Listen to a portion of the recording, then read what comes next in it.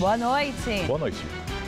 Dia de greves pelo Brasil. Professores da Rede Municipal de Ensino de São Paulo fazem manifestação e mantêm paralisação. USP, Unesp e Unicamp também param as atividades. Servidores pedem reajuste salarial.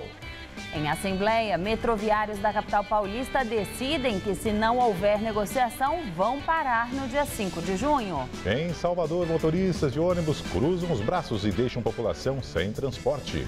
Em Brasília, protesto de indígenas acaba em confronto com a polícia. Solidariedade. O Ministério da Saúde lança campanha para aumentar doações de leite materno.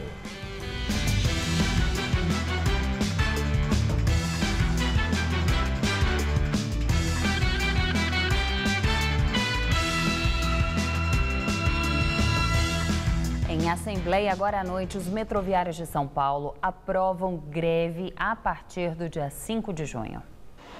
Antes da paralisação, no entanto, a categoria terá uma reunião de conciliação com o metrô na Justiça do Trabalho, no dia 4 de junho.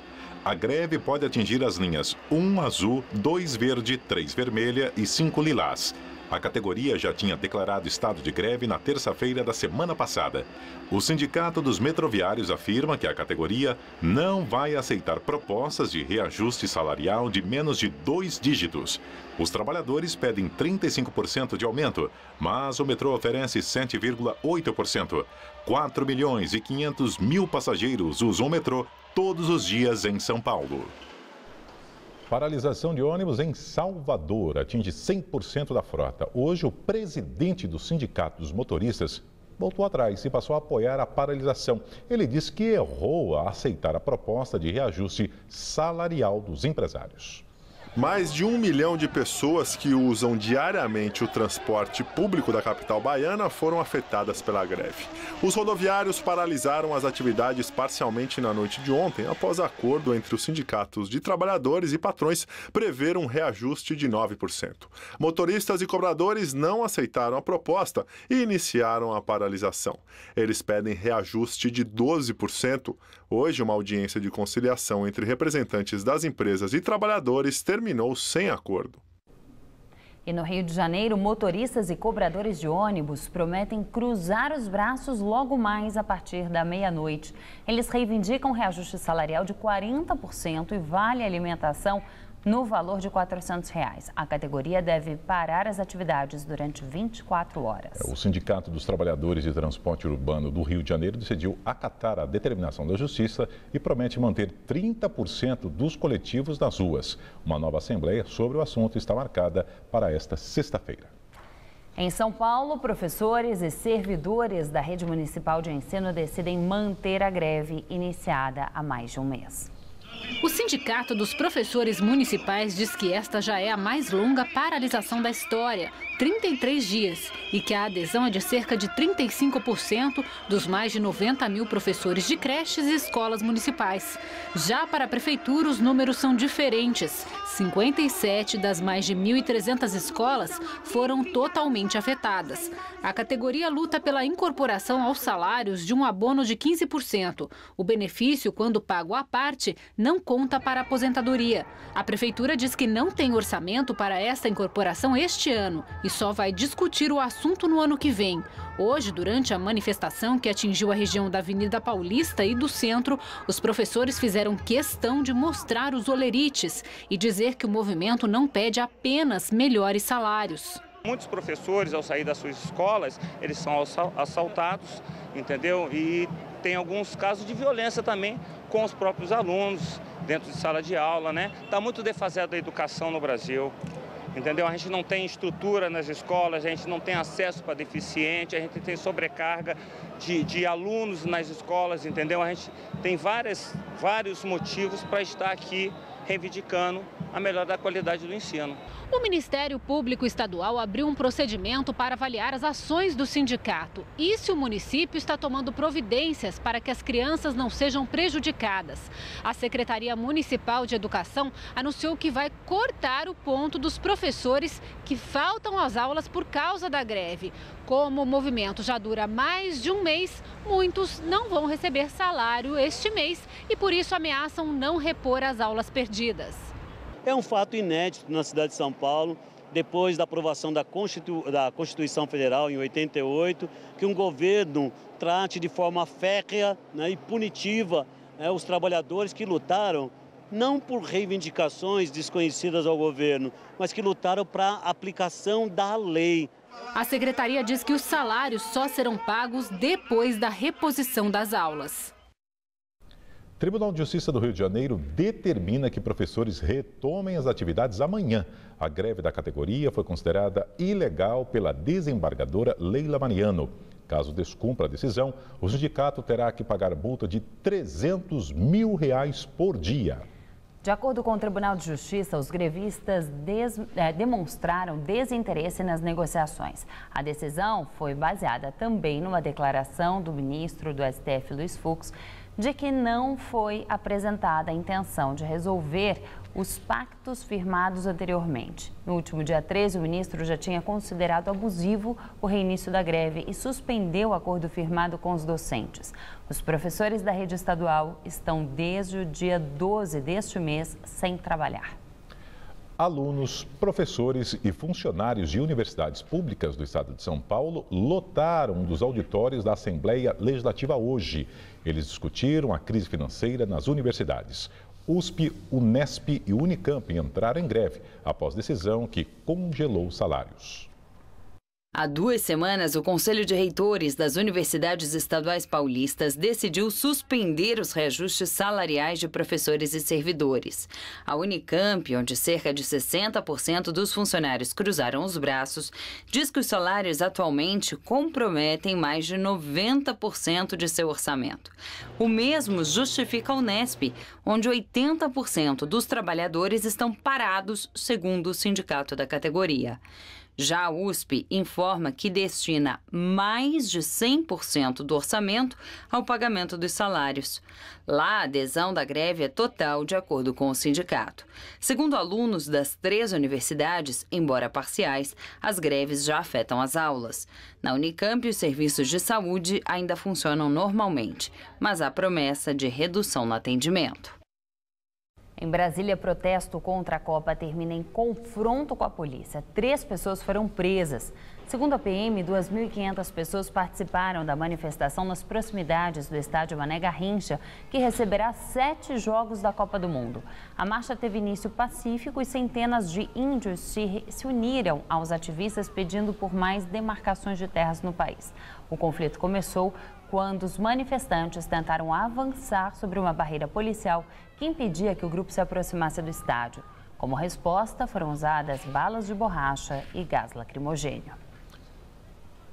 3 casas e um galpão permanecem interditados após incêndio atingir madeireira na zona sul de São Paulo. Os bombeiros tiveram dificuldade para conter o fogo. Começou na madrugada. Ninguém ficou ferido. Sobrou muito entulho, muita sujeira. A empresa CBM Madeira, que fica à rua Vereador João de Luca, na Zona Sul, estava com um estoque de 25 mil placas de madeira. A maior parte queimou.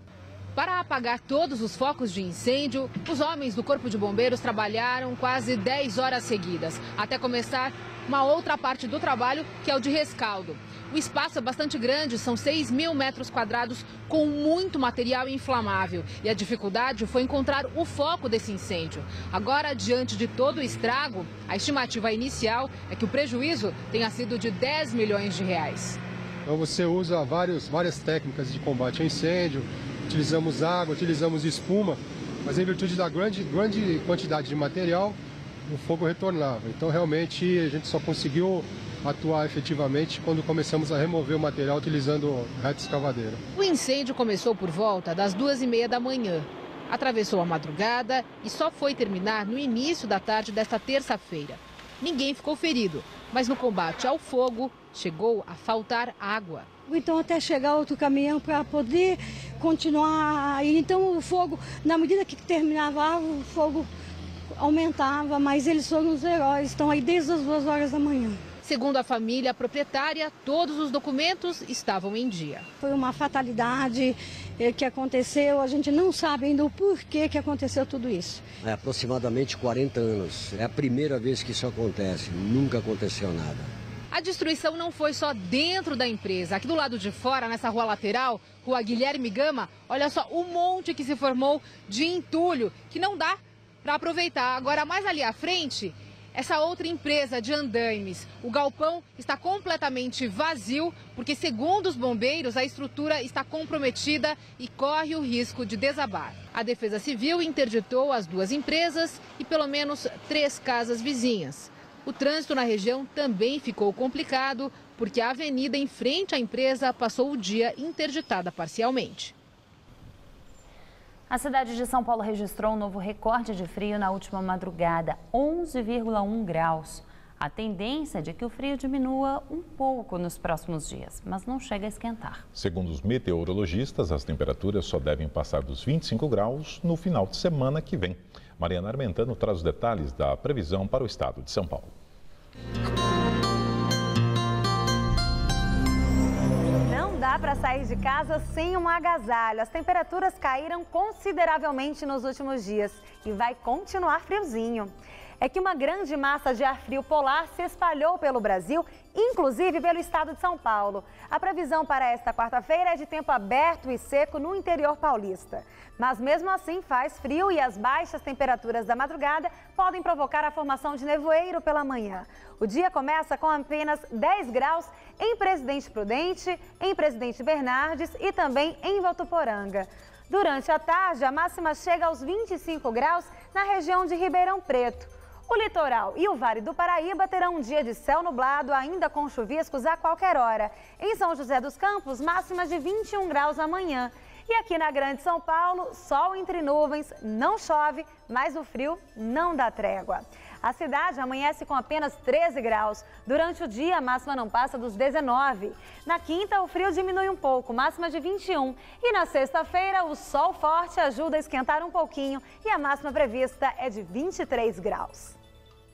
O Sindicato dos Comerciários de São Paulo faz protesto na região central contra o trabalho escravo. O protesto do Sindicato dos Comerciários de São Paulo foi em frente ao shopping Pátio Paulista, onde fica uma loja da M-Officer. A marca é suspeita de usar mão de obra escrava para confeccionar as peças. O sindicato cobra a aprovação da PEC do trabalho escravo, que tramita há mais de 15 anos no Congresso Nacional. Essa PEC, ela vai ajudar juridicamente e administrativamente a criminalizar, a regrar, a minimizar e eliminar de vez essa questão do trabalho escravo, né? Então temos que realmente colocar regras e até colocar na cadeia, se são verdadeiros criminosos, colocar um ser humano numa condição subhumana como essa. Segundo o Ministério Público do Trabalho, só em São Paulo são 200 mil bolivianos vivendo de forma irregular. Tanto que o órgão pensa em criar um polo têxtil de trabalhadores imigrantes, onde os empresários pudessem contratar mão de obra estrangeira, mas sob a supervisão do MPT e obedecendo rigorosamente às leis trabalhistas brasileiras. O projeto está em fase de discussão e seria financiado por 70 empresas do setor. Em março deste ano, a Assembleia Legislativa de São Paulo também abriu uma CPI para investigar diversas empresas de confecção que utilizariam trabalhadores em regimes análogos à escravidão. Uma dessas marcas chegou a admitir que houve trabalho escravo na sua cadeia produtiva. Ângelo hoje caminha tranquilo pelas ruas de São Paulo, mas não foi sempre assim. O boliviano chegou na cidade com a promessa de trabalho numa confecção e um bom salário, mas acabou sendo submetido a uma situação que dificilmente vai esquecer. Praticamente era degradante, né? Trabalhar muitas pessoas, a alimentação. Praticamente o horário, você veia sair o sol, olhava meio-dia, só olhava de noite depois. É assim, né? Trabalho escravo, né? Em nota, a M-Officer declarou que é contra o trabalho escravo e o Empório Uffizi, fornecedor da marca, é que deve ser responsabilizado. A grife diz ainda que está tomando as medidas judiciais contra os responsáveis e trabalhará junto com o Ministério Público do Trabalho e com o Ministério do Trabalho e Emprego para elucidar os fatos. Economia. O ministro da Fazenda, Guido Mantega, anuncia que a desoneração em folha de pagamento será permanente para os setores que já usufruem do benefício. Atualmente, são 56 que vão desde construção a indústrias automotiva, têxtil, naval e de material elétrico. Com a medida, as empresas são liberadas de tributos no pagamento de salários dos trabalhadores, o que estimula a geração de empregos. De acordo com o ministro, a medida possibilita que as exportações se tornem mais competitivas. O texto ainda precisa ser aprovado pelo Congresso, mas Mantega acredita que não haverá dificuldade para aprovação. O impacto da medida nas contas públicas, segundo o governo federal, será de quase 22 bilhões de reais. CPI da Petrobras. No Senado convoca o ex-diretor da estatal, Paulo Roberto Costa, preso pela Polícia Federal em março e libertado na semana passada. Ele é acusado de lavagem de dinheiro e evasão de divisas. O esquema teria movimentado 10 bilhões de reais. Na sessão de hoje, a CPI ouviu a presidente da Petrobras, Graça Foster. Ela reafirmou que, com as informações atuais, a estatal não compraria a refinaria de Pasadena, nos Estados Unidos. Foi mais uma sessão esvaziada, com apenas 5 senadores governistas. Faltaram outros 5 da base aliada, além dos 3 da oposição, que esperam por uma CPI mista, incluindo deputados. Graça Foster definiu a compra de Pasadena como positiva na época, em 2006. A luz atual, disse ela, não foi um bom negócio. O prejuízo foi de 530 milhões de dólares. Descoberta do pré-sal, com o mercado interno crescente, a Petrobras não faria aquela aquisição porque definitivamente não seria prioridade. Mas lá atrás, no ano de 2008, foi considerado um negócio potencialmente bom, não só pela diretoria da Petrobras, não só pelo Conselho, mas também pelos analistas de mercado àquela época. Dilma Rousseff era presidente do Conselho de Administração da Petrobras em 2006 e aprovou a compra da refinaria de Pasadena. Recentemente, alegou ter votado a favor baseado em um parecer incompleto e falho. Questionada se considera Dilma responsável pela compra, Graça Foster negou. Quem é, afinal, o responsável pela compra de Pasadena? Todos nós. Primeiramente, a diretoria da Petrobras, que aprova e recomenda ao Conselho. O Conselho aprovou por unanimidade, a decisão é nossa. O Supremo rejeita a ação do PT que pedia mudança na regra do regime semiaberto. O relator da ação, o ministro Marco Aurélio Mello, informou que rejeitou o pedido de liminar por considerar que o instrumento jurídico utilizado, uma ação por descumprimento de preceito fundamental, não era adequado. O PT defende o direito de condenados em regime semiaberto trabalharem fora do presídio, mesmo sem terem cumprido 1/6 da pena, como prevê a Lei de Execuções Penais. Foi com base nesse dispositivo que o presidente do Supremo, Joaquim Barbosa, rejeitou o pedido feito pelo ex-ministro-chefe da Casa Civil, José Dirceu, para trabalhar num escritório de advocacia de Brasília. Da mesma forma, revogou decisões que liberaram o trabalho externo a outros condenados no mensalão petista. PT abre comissão interna para avaliar as denúncias contra o deputado estadual de São Paulo, Luiz Moura. Ele é acusado de envolvimento com o PCC. Moura teria se reunido com pelo menos 13 membros da facção em março deste ano na sede de uma cooperativa de transporte. Ele nega qualquer conexão com o crime organizado. A assessoria do partido afirmou que ainda não está definido o início dos trabalhos da comissão ou as possíveis punições ao deputado. Antes de ser eleito, Luiz Moura foi preso em 1990 por assalto à mão armada no Paraná. Vamos ao comentário de José Neumann e Pinto. Antes da metade do ano, 83 ônibus foram depredados e incendiados na Grande São Paulo. Sabe quantas vans foram depredadas e incendiadas? Uma. Assim mesmo, os autores da façanha apareceram bastante feridos e amarrados depois de terem feito essa besteira. Alguma coisa de podre há no reino dos peroeiros em São Paulo, tá certo? A polícia suspeita que haja ligações entre os peroeiros e o PCC, o primeiro comando da capital, faria lavagem de dinheiro lá.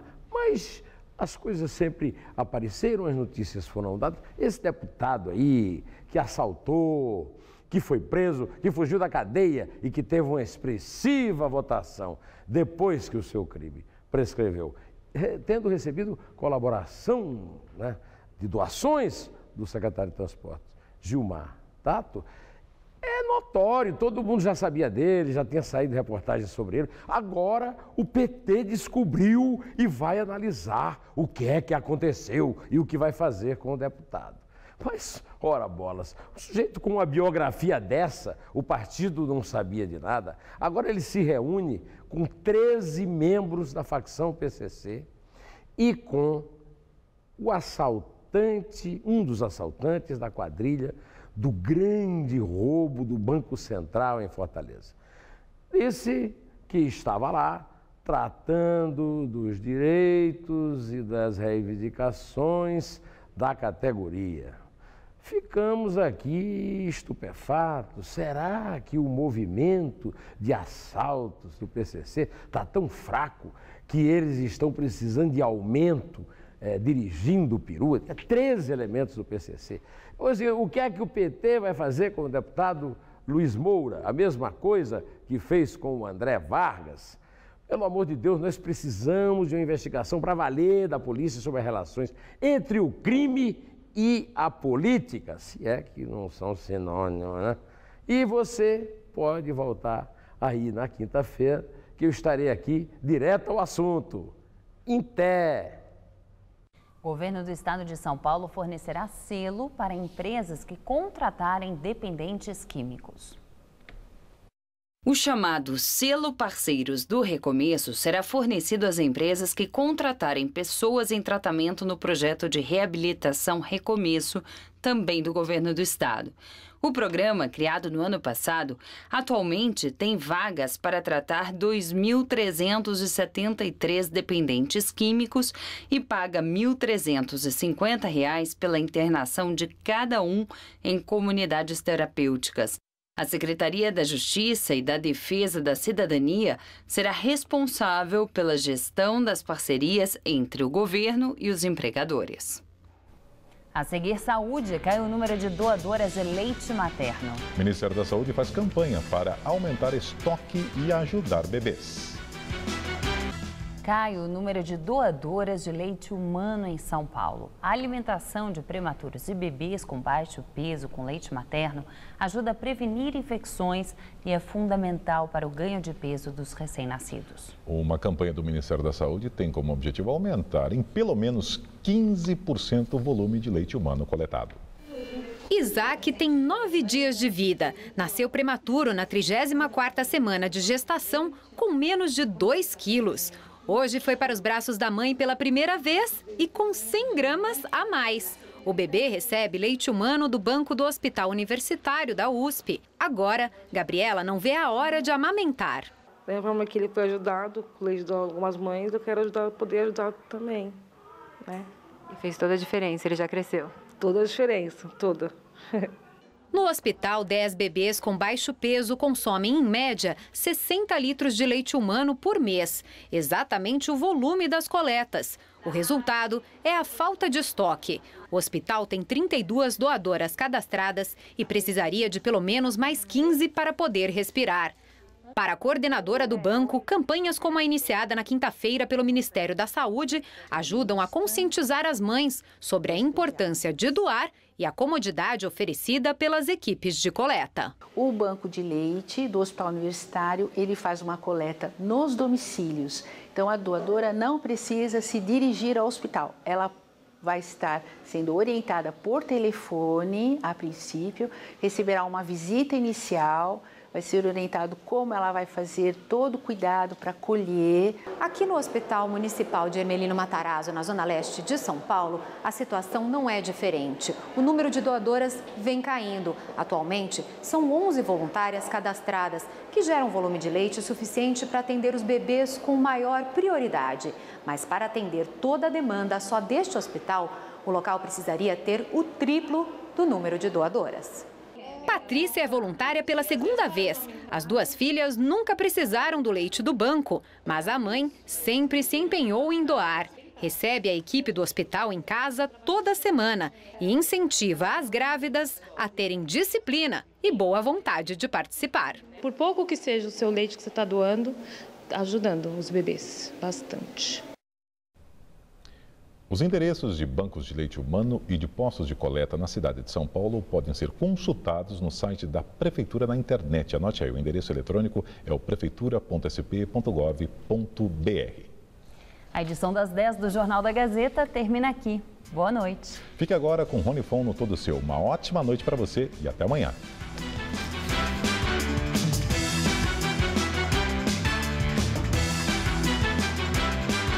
A máquina captura o apresentador e ex-VJ Edgar Piccoli. Logo mais, 11h30 da noite. Assista agora Todo Seu e logo após, A Máquina.